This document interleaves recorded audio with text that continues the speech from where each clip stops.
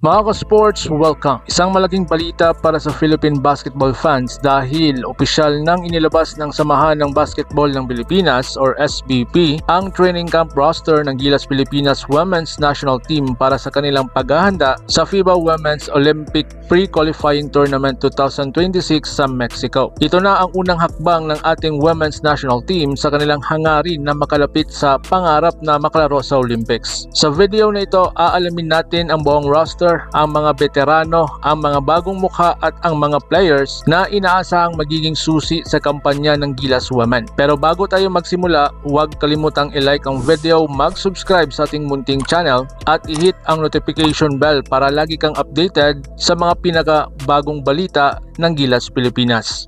Tara, simulan na natin.